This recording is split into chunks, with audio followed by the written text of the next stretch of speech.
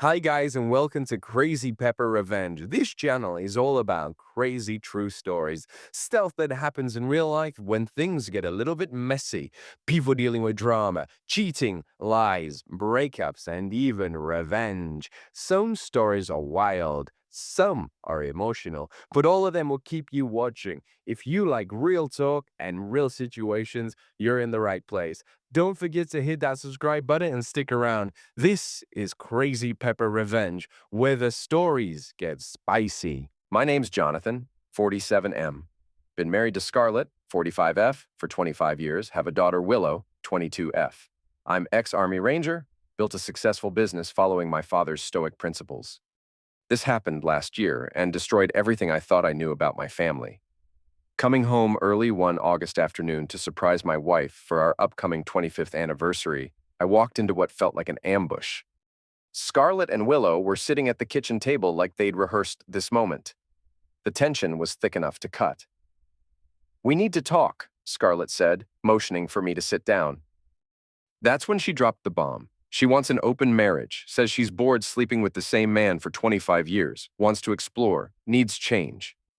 Willow's enthusiastically backing her up, saying all modern couples do this and calling me old-fashioned for not understanding.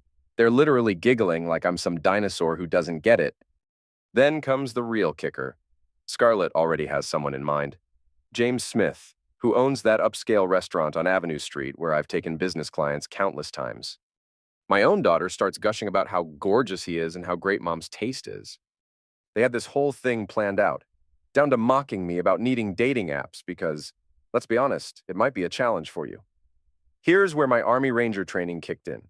Stay calm, assess the situation, respond strategically. Don't let emotions cloud judgment. I told them, fine, I agree to their open marriage, but on my conditions. Since the house belongs to me thanks to the prenup my father insisted on, I get to set the ground rules for how we live in my property. If that's not acceptable, they can find themselves a different house, different life. Willow tried to argue that it was half Mom's house legally, but Scarlett's face went pale. She knew the prenup was airtight. I could see the first crack in their confidence. Straight to my lawyer, Ron, the next day. Drew up a postnup that would make my late father proud. Key points. If she files for divorce while this open arrangement is active, she forfeits everything. No alimony, no house, no business assets. She pays for her own dating expenses. Monthly STD testing required for both parties. No bringing extramarital partners into my home ever. Disclaimers about children born with outside lovers. Take it or leave it. 2 days later, we met in Ron's office. Scarlett brought her own lawyer, a tall, elegant woman named Leah, who looked increasingly horrified as she read each page. "This is unconscionable," she kept saying.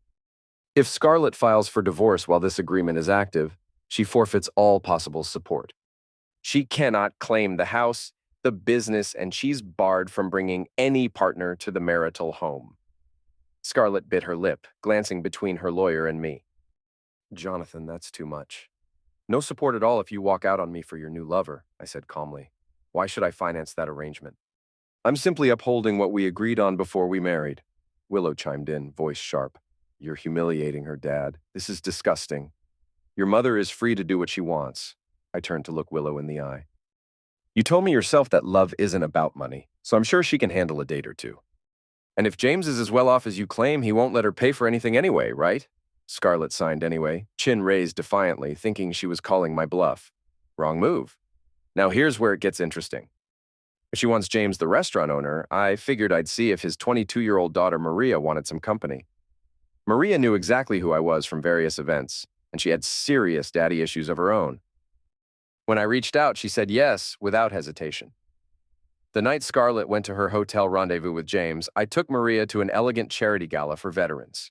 She was poised, intelligent, held her own in conversations about global finance. I made sure to introduce her as my date to several business associates. Word travels fast in our circles. Next morning, Willow's screaming her head off about how sick I am for dating someone her age. I calmly pointed out the hypocrisy. Age is just a number when it's her mother with James, but unacceptable when it's me. She wanted to retort, but had no comeback. 2 weeks later, Scarlett marches into the living room demanding to close the marriage. She's humiliated. James is already pulling away and canceling dates. She can't handle seeing me flaunt a younger woman. I told her absolutely not. She opened this door, she keeps it propped open. The post-nup clearly states we both have to agree to close it, and I don't agree.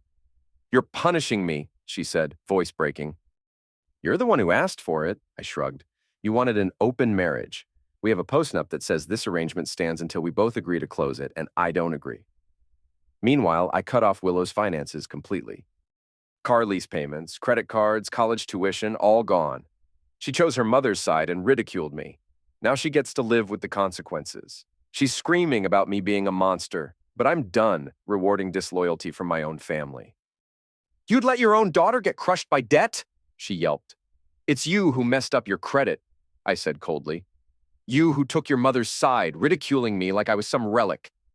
Well, I guess that relic doesn't want to sponsor your lifestyle anymore. A month later, Scarlett's falling apart, lost serious weight, crying constantly, begging me to end this farce. Too bad. Then she drops another devastating bomb. She contracted an STD from James. Treatable, but humiliating. I felt a brief twinge of sympathy, but reminded her this was entirely her choice and the natural consequence of her actions. Willow moved out when she couldn't handle not being bankrolled anymore. Her car got repossessed, loans piled up. Last I heard, she was working at McDonald's flipping burgers. I actually stopped by once out of curiosity.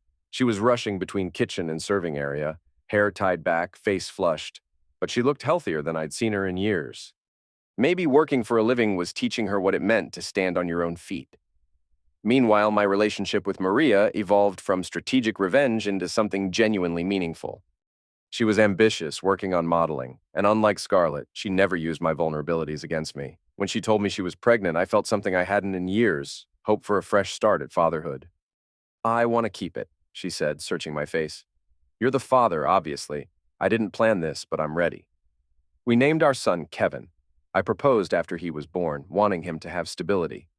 Maria accepted, and we had a simple private ceremony. Finally filed for divorce from Scarlett, who signed the papers without fighting, probably just relieved to escape the nightmare she'd created. 5 years passed.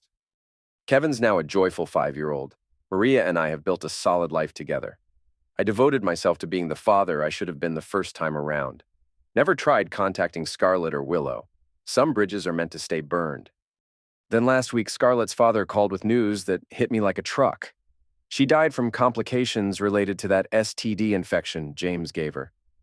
Her health had been declining for months, in and out of hospitals. She never recovered. I felt empty. Not happy, not sad, just the crushing weight of choices and consequences, of lines crossed that can never be uncrossed. People keep asking if I have regrets. Here's the brutal truth. I gave them exactly what they asked for. They wanted an open marriage where I'd quietly fund their adventures while they publicly humiliated me. Instead, I played by their rules and won the game they started. Sometimes when you corner a man who's been trained to survive, you discover he's far more dangerous than you thought. They learned that lesson too late. My father always said emotions are liabilities. He was right. When they attacked my dignity and tried to destroy my self-respect, I responded with cold, calculated strategy. They expected the old me to roll over like a beaten dog. Instead, they met someone else entirely, someone who'd learned in Afghanistan that survival sometimes requires becoming someone you never wanted to be. Kevin's thriving, Maria and I are solid, and I've built something real from the ashes of betrayal.